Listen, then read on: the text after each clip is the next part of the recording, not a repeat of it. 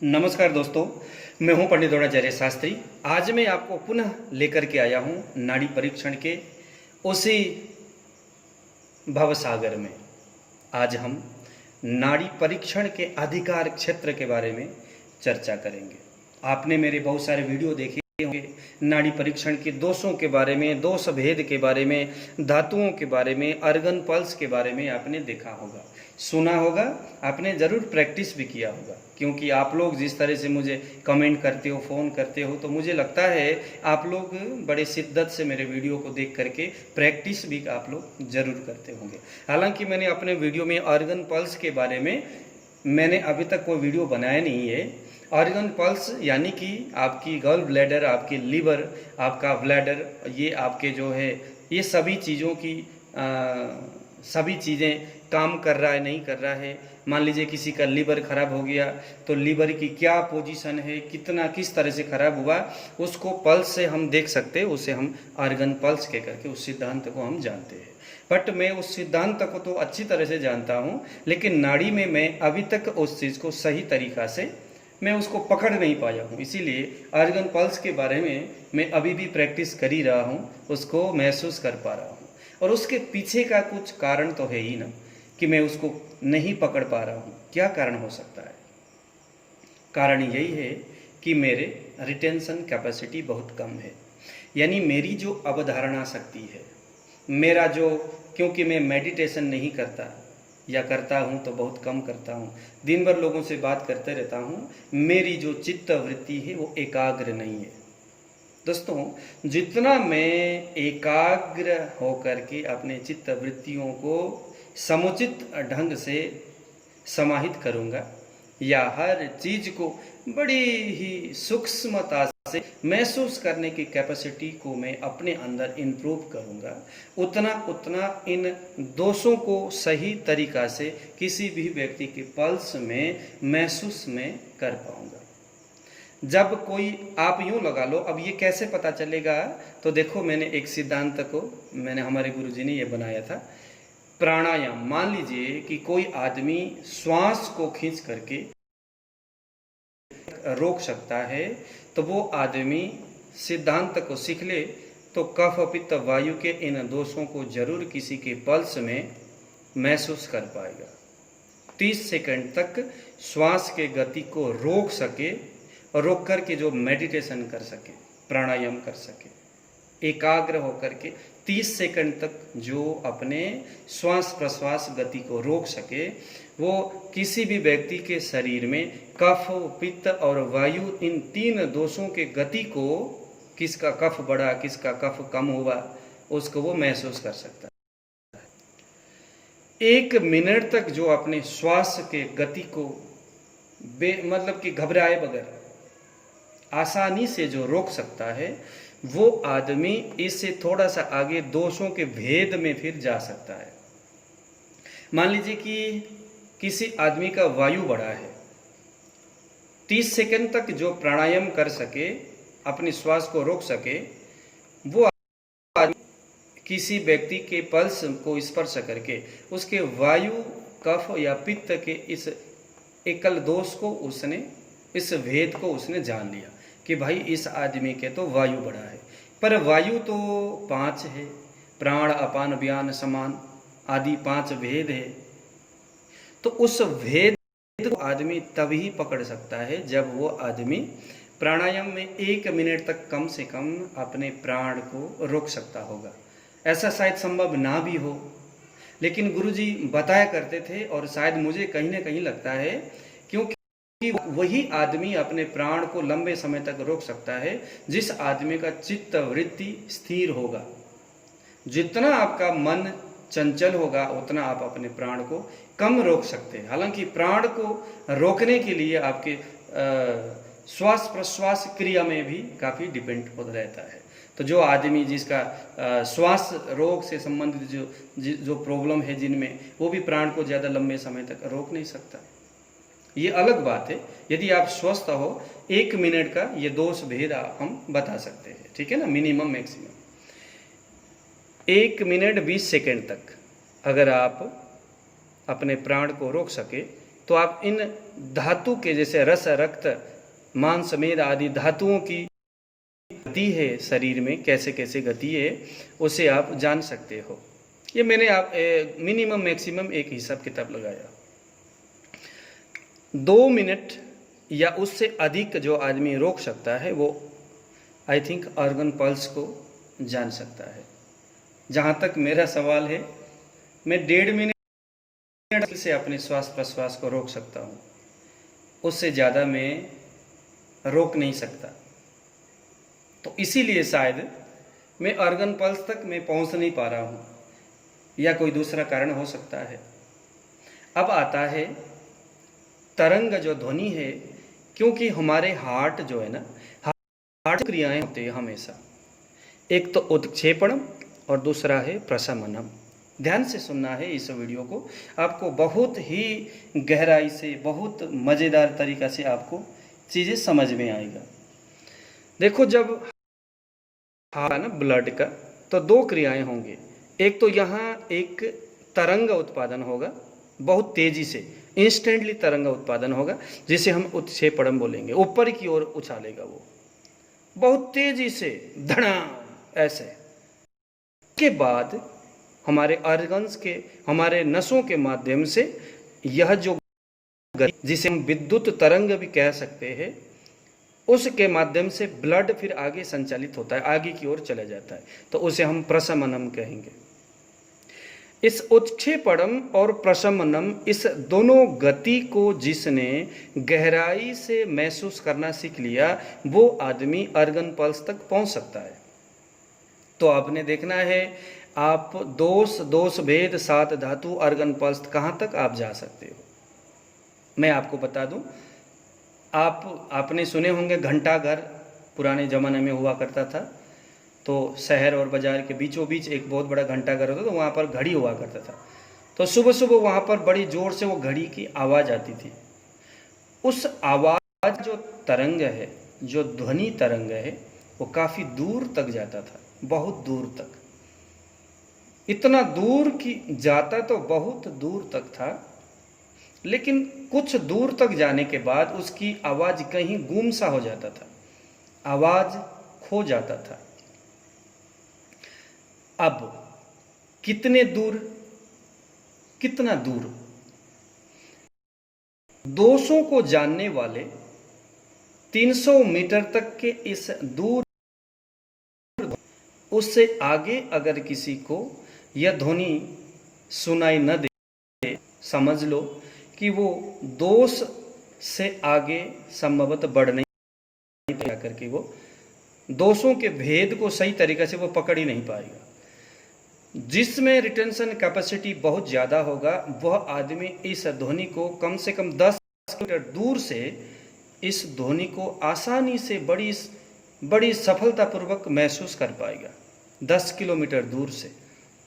यह तभी संभव होगा जब वो आदमी खूब मेडिटेशन करता है, प्राणायाम करता है, एकांत अपने चित्त वृत्ति को संकुचित करके एक ओमकार में या किसी एक चीज में अपने चित्त वृत्ति को तादात्म्य करने के, जिसमें बहुत ज़्यादा अभ्यास है, वो आदमी इस ध्वनि को बहुत दूर से भी 10 किलोमीटर 20 किलोमीटर तक भी वो आदमी इसको सुन सकता है।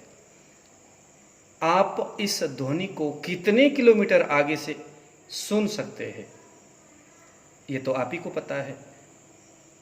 यदि आप 300 मीटर दूर से इस ध्वनि को सुन लेते हैं, तो आपका अधिकार क्षेत्र 2 धातु तक है। यानी आदमी आ गया तो उसका कफ, पित्त या वायु क्या बढ़ा या क्या घटा, बस वहाँ से आगे आप मत बढ़िए। आप बढ़ सकते कब? मेडिटेशन करिए, ध्यान धारणा करिए, कुछ ऐसा करिए जिससे कि आपका जो चित्त वृत्ति है वो एकाग्र हो जाए, आपकी रिटेंशन कैपेसिटी बढ़ने लगे। जब आप 500 मीटर तक आगे इस ध्वनि को सुन सके, तो समझ लो कि फिर आप 200 के भेदों तक आप पहुंच सकते हो। किसी भी व्यक्ति के पल्स में उंगली रखने के बाद उस पल्स के इस दोनों भेदों को समझना, दोस्तों सिद्धांतों को तो आपने सीख लिया, लेकिन ये तभी संभव होगा जब ये सारे व्यवहार आप करेंगे। ये उच्छेपड़म और प्रशमनम, इसको समझना, इसकी तरंग को, इसकी गति को, इसके ध्वनि को, इसकी मोटाई से, इसकी लंबाई से, बड़ी बारीकी से इसको महसूस करना बहुत ज़रूरी है। और यह तभी संभव है जब आप प्राणायाम करेंगे, जब आप मेडिटेशन करेंगे, सात्विक व्यवहार करेंगे, सात्विक भोजन करेंगे और आध्यात्मिक विषयों का आप सेवन करेंगे और प्रतिदिवस आपका जो चित्तवृत्ति है वो चंचल न हो, स्थिर मति वाला हो, ऐसा आपको प्रयास करना ही होगा, तभी आप आगे जा पाएंगे। आप 1 किलोमीटर तक आगे जाकर के इस ध्वनि को अगर आप सुन सके तो धातुओं के साथ भेद आप समझ पाएंगे। अगर आप उस आगे कहीं जाके 10 किलोमीटर तक आगे या 1 किलोमीटर से आगे अगर आप जा सके और उस ध्वनि को कहीं बैठ करके बड़ी एकाग्र से आंख बंद कर दो, मेडिटेशन भाव में आ जाओ, तपस्या वाले रूप में आ जाओ और आंख बंद करके उस ध्वनि को महसूस करने का प्रयत्न कर लो। जिस दिन वहाँ से आप प्रयत्न करोगे, उस ध्वनि को आप जिस दिन सुन लोगे, उस दिन समझ लो कि आपके अधिकार क्षेत्र अर्गन पल्स है। उस दिन आपको समझ में भी आएगा, उस दिन आपको समझ में भी आएगा कि यार इसकी जो धातु है, मांस धातु में दिक्कत है या अस्थि धातु में या मज्जा धातु में, कहाँ पर उसको दिक्कत है, आपको यह चीज़ समझ में आएगी। अदरवाइज अगर आप ये सोचते हो कि मैं किसी गुरु से सिद्धांत को सीख लूँ और मैं नाड़ी परीक्षण का मैं बहुत बड़ा गुरु बन जाऊँगा, तो ये शायद कदाचित संभव नहीं है, क्योंकि यह उत्क्षेपणम और प्रशमनम, इन दोनों आपके हार्ट के इन दोनों भेदों को जो आदमी गहराई से महसूस करता है, बड़ी गहराई से, बड़ी शिद्दत से, इसकी लंबाई, चौड़ाई, मोटाई, इसकी गहराई, सब कुछ जो नाप लेता है बड़ी ही स्फूर्ति से, बड़ी सावधानी से, वही आदमी इस भेदों को जान सकता है।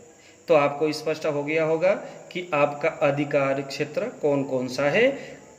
आप आगे बढ़ने का प्रयत्न सिद्धांत को सीख कर न केवल नहीं बल्कि मेडिटेशन आदि करके, अवधारणा, ध्यान धारणा आदि करके भी अपना अधिकार क्षेत्र आपने खुद से डेवलप करना है। इसीलिए नाड़ी परीक्षण के लिए कोई गुरु की आवश्यकता नहीं। सिद्धांत आपको मैंने ही सिखा दिया, मुझे गुरु कहो न कहो ये इसका कोई मायने नहीं रखता, लेकिन आप खुद से खुद का आप गुरु होंगे नाड़ी परीक्षण के लिए, इसका कोई गुरु नहीं होता। अधिकार क्षेत्र आप खुद से इसको डेवलप करो और चीज़ों को तो मैंने सिद्धांत बता ही दिया, इससे ज़्यादा तो कुछ है नहीं। दोस्तों, मैं आपको धातु परीक्षण का एक नया सिद्धांत आज मैं आपको बताने वाला हूं, क्योंकि कल से जो नाड़ी परीक्षण के हम जिस पार्ट में जाएंगे वहां आपको इसी सिद्धांत से धातु को आपने चुनाव करना होगा या धातु को आपने महसूस करना होगा। हमारे अलग मनीषियों ने, ऋषियों ने सिद्धांत प्रतिपादन किया है, जो चीज़ जिसको समझ में आ जाए वो अच्छी बात है। हालांकि इससे पहले जो मैंने सिद्धांत आपको बताया था धातु परीक्षण का, जाकर के 10वें वाले भाग में देख लो, तो वो भी अच्छी बात है। मगर किसी को वो समझ में नहीं आता, किसी को यह समझ में आ जाए तो इससे देख लो। यह बहुत सरल है। आपने किसी भी व्यक्ति के पल्स में आपने 3 उंगली को रखा, इससे पहले मैंने बताया हुआ है कैसे रखना, कहाँ रखना, स्त्री का कौन सा हाथ, पुरुष का कौन सा हाथ, तो इसमें कुछ ज़्यादा मुझे बताने की ज़रूरत बिल्कुल भी नहीं है। आपने 3 उंगली रखा, ये वायु वाला उंगली, इंडेक्स फिंगर, मिडिल फिंगर और रिंग फिंगर, कफ वाला, पित्त वाला, वायु वाला। स्पष्ट हो गया? अब देख लो जरा,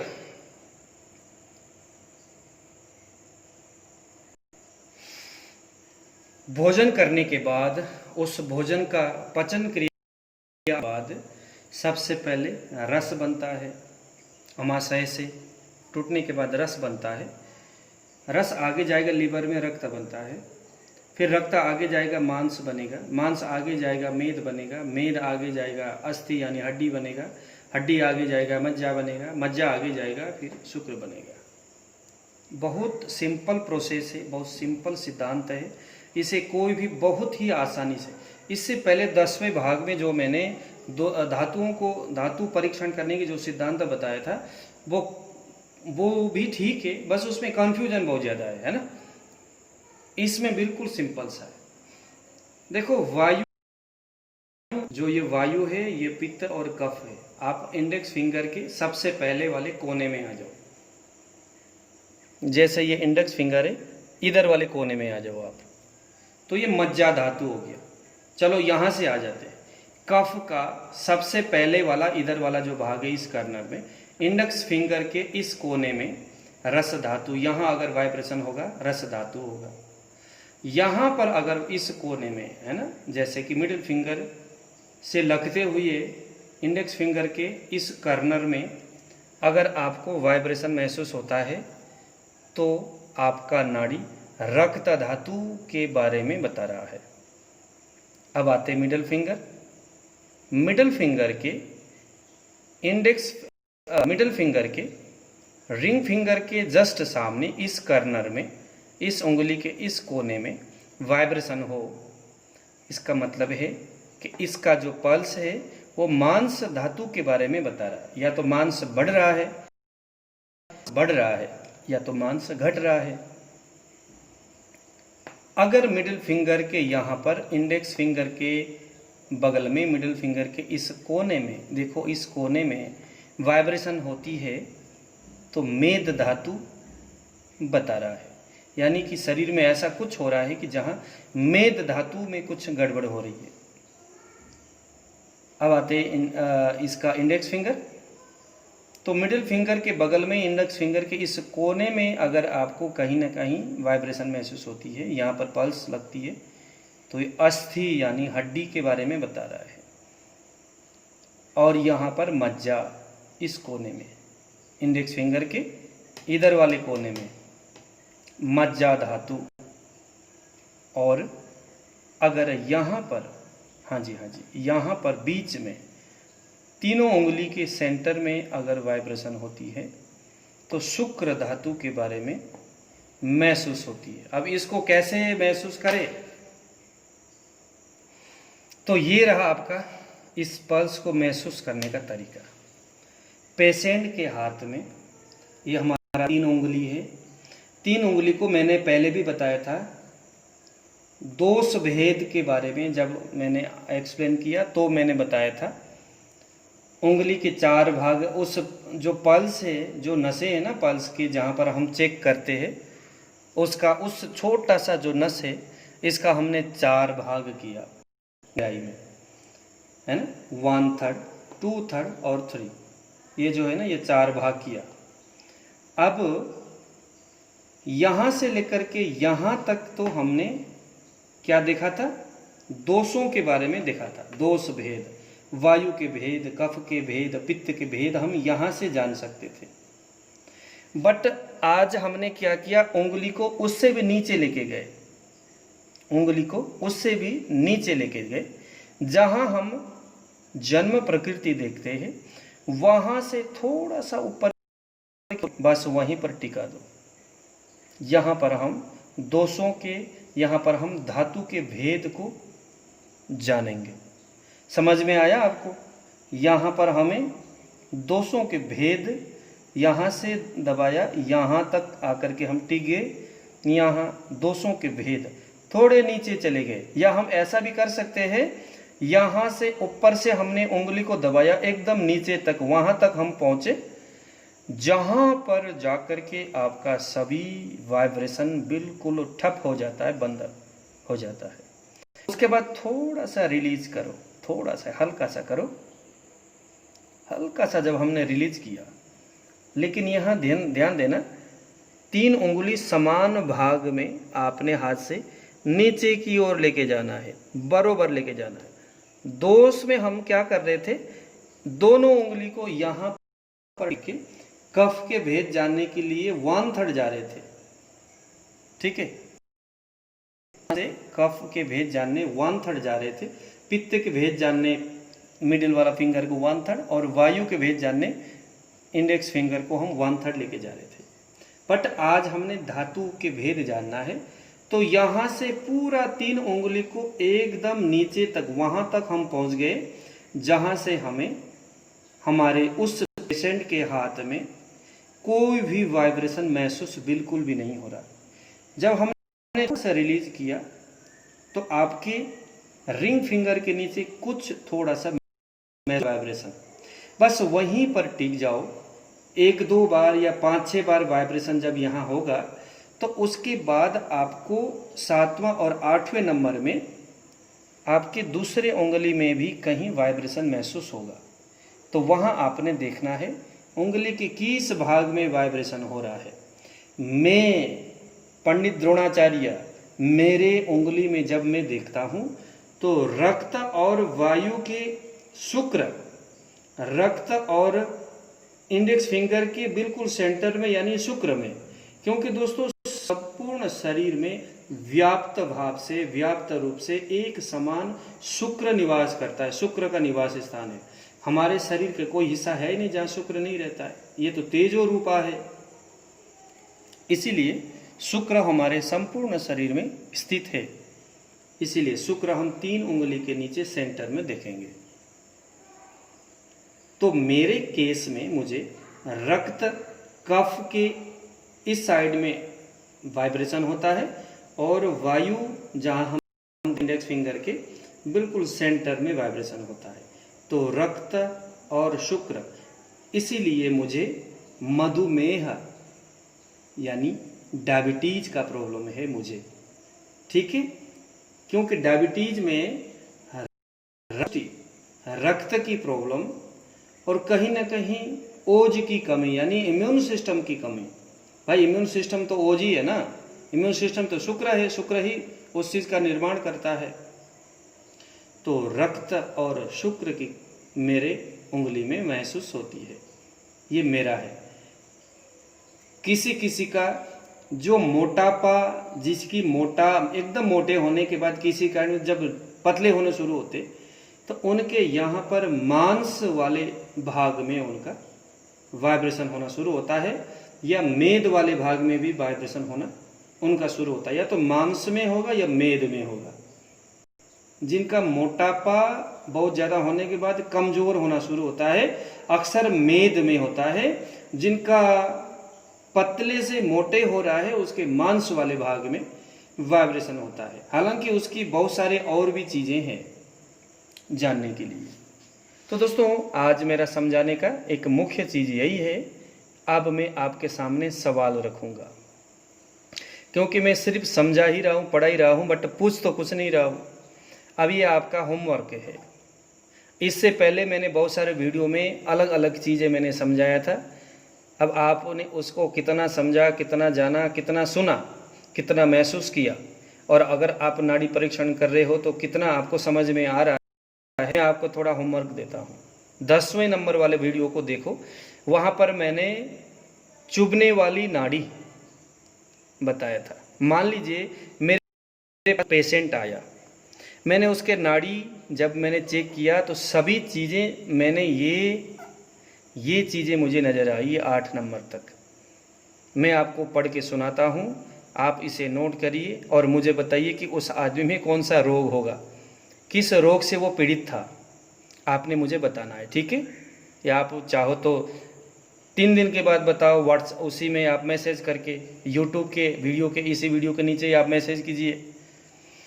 देखो उस आदमी को चुभने वाली, जैसे ये होता है इस तरह से, ऐसे करके चुभने वाली नाड़ी, ऐसे करके वाइब्रेशन हो रहा था। चुभने वाली नाड़ी, ठीक है, आपने भी महसूस किए होंगे। दूसरा है नियमित और अनियमित नाड़ी में मुझे उसका नियमित नाड़ी लग रहा था। तो अब इसका क्या भाव हो सकता है आपने मुझे बताना है। या यूं लगा लो कि आने वाला मेरा वीडियो इसी रोग के ऊपर रहेगा। इसका मैं एक्सप्लेन करूंगा कि क्या रोग हो सकता है इस आदमी को। तो उस आदमी को चुभने वाली नाड़ी और नियमित नाड़ी था। अच्छा एक चीज़ मैं आपको बताऊं, ये नियमित नाड़ी है। आपने ईसीजी का आपने कभी चार्ट देखे होंगे, ये भी बड़ी समझने की बात है। ईसीजी चार्ट में क्या होता है, देखो यहाँ पर इस तरह से ये होगा और ऊपर उठ करके नीचे जा करके फिर ये ऐसे करके जाता है। ये ईसीजी का ये नॉर्मल पोजीशन है, मतलब ये ईसीजी का, स्वस्थ पुरुष का ये ईसीजी का ये नक्शा हो गया। अब इसमें अगर कोई अस्वस्थ अवस्था में, कोई अगर रोग अवस्था में कोई होगा तो यहाँ पर कहीं पर भी इसमें कुछ नीचे ऊपर इसकी जो नक्शा में आ सकता है। अब इसको हम कफ पित्त वायु आदि दोषों को इसी नक्शे से हम कैसे पता करें? तो देखो जरा, ये है ईसीजी का, ये आप किसी भी जगह में मैप को जरा आप उठा करके देख लो। ये जो भाग है ये वायु का है। आप जब मेरे वहाँ पर दोषों के बारे में मैंने जो बताया था कि भाई वायु की कैसी गति, सर्प गति, पित्त की मंडू गति, कफ की हंस गति, जो मैंने बताया था, देखो यहाँ पर वायु की बिल्कुल सर्प गति आपको महसूस हो रहा होगा। पित्त बहुत ज़्यादा उछलता है तो ये उछाल जो है ये पित्त का है। और जो हंस जो है मंद गति में चलता है, या तो हंस गति या तो लगा लो कि गज गति, या जो कफ की जो अलग अलग गति है। तो ईसीजी जो रिपोर्ट है उसके यह वायु वाला है, यह पित्त वाला है, यह कफ वाला है। अब देखो ईसीजी के किस भाग में गड़बड़ लग रही है आपको, ये वायु वाले भाग में, इसका मतलब समझ लो इसके शरीर में कहीं ना कहीं वायु बिगड़ता महसूस हो रहा है। पित्त वाले इस लंबाई और इस बैलेंस में अगर गड़बड़ होती है, आगे पीछे कहीं इस साइज में अगर कहीं गड़बड़ होती है, तो समझ लो कि इसकी पित्त या बड़ा है या घटा है। और अगर यहाँ पर महसूस हो, या इस नक्शे में, इस चार्ट में, ठीक है, इसको जरा समझ लो, ये बहुत जरूरी। क्योंकि अब देखो ये ईसीजी का रिपोर्ट तो आप अगर कभी आप बीमार हो, आपके फैमिली में कोई किसी को भी ईसीजी का रिपोर्ट तो दिखाते ही है। तो यहाँ से लेकर के यहाँ तक वायु, यहाँ से लेकर के यहाँ तक पित्त, और यहाँ से लेकर के यहाँ तक कफ का रिपोर्ट है। आप यूँ लगा लो, यहाँ से लेकर के यहाँ तक अगर स्थिति में कोई डिसबैलेंस नज़र आता है तो समझ लो कि इसके शरीर में कुछ हो रहा है जो वायु से संबंधित है। यहाँ से लेकर के यहाँ तक इस लंबाई में कुछ हो रहा है, आगे पीछे हो रहा है, डिसबैलेंस हो रहा है इस मैप में। इसका मतलब है कि इसके शरीर में जो कुछ भी हो रहा है वो पित्त के गड़बड़ी की वजह से हो रहा है, और यहाँ से लेकर के यहाँ पर कफ के गड़बड़ी से हो रहा है। तो यह नियमित और नाड़ी की सामान्य गति है। तो उस व्यक्ति का नियमित नाड़ी था, चुभने वाली नाड़ी था और भरी हुई नाड़ी थी। जब हम तर्जनी और अनामिका, ये जो है दोनों उंगली में उसका वाइब्रेशन महसूस हो रहा था। 3+ तर्जनी यानी 3+ वायु और 2+ कफ, इसके पल्स महसूस हो रहा था। जन्म प्रकृति जब हम डीपली अंदर चले गए तो कफ और वायु था, लेकिन दोष विकृति में कफ और पित्त था। धातु में रक्त और शुक्र था, धातु में रक्त और शुक्र था, और अपान वायु में अपान वायु, पित्त में ब्राजक और कफ में अवलंबक कफ था। तो ये इसको आपने महसूस करना है, नोट करना है। मेरे इससे पहले वाले सारे वीडियो को टटोलना शुरू करिए, और उसके बाद लगा लो कि यही एक नाड़ी सीखने का एक कुंजी है। आपने सिद्धांत तो सीख लिया, लेकिन इसको चलाना भी तो है ना। अब इसको चलाना नहीं है क्या? अरे भाई, किसी को आपने भ्राजक पित्त तो बता दिया, लेकिन जब तक ये अभ्यास आप नहीं करेंगे तब तो कैसे होगा, मज़ा नहीं आएगा। इसीलिए चलो करिए अभ्यास, और मुझे बताइए कि आपको क्या क्या, आप इसका क्या आप रोग क्या आप इसका क्या परिणाम आप निकालते हो। इस आदमी को कौन सा रोग हो सकता है, क्या ये रोगी है या नहीं है, अगर है तो किस तरह का रोगी, कितना बड़ा रोगी है, कब से रोगी है, क्या इलाज होनी चाहिए। चलो इलाज की तो बात अभी हुई नहीं है, तो कब से रोगी है, रोग की तीव्रता कितनी होगी, ये सब चीज़ आप मुझे ज़रा बताएंगे। अगर आप ना भी बताए फिर भी आप बता दो, कमेंट में लिख करके डाल दो। मैं आने वाले 6-7 दिन के बाद जैसे ही फ्री होऊंगा तो तुरंत आपको इसके विषय में, इसी के ऊपर एक वीडियो बना करके आपको बढ़िया सा एक्सप्लेन करके बता दूंगा, और भी ज्ञान गंगा यहाँ पर मैं प्रवाहित करने का प्रयत्न करूंगा। दोस्तों, आज मेरा समझाने का यही था और इतना ही था। मुझे दे दीजिए विदा। आने वाले समय में नाड़ी परीक्षण के विषय में जब कभी समय निकलता है तो जरूर मैं आपके सामने वीडियो को लेकर के उपस्थित रहता हूँ। मुझे दे दीजिए विदा। जय श्री राम।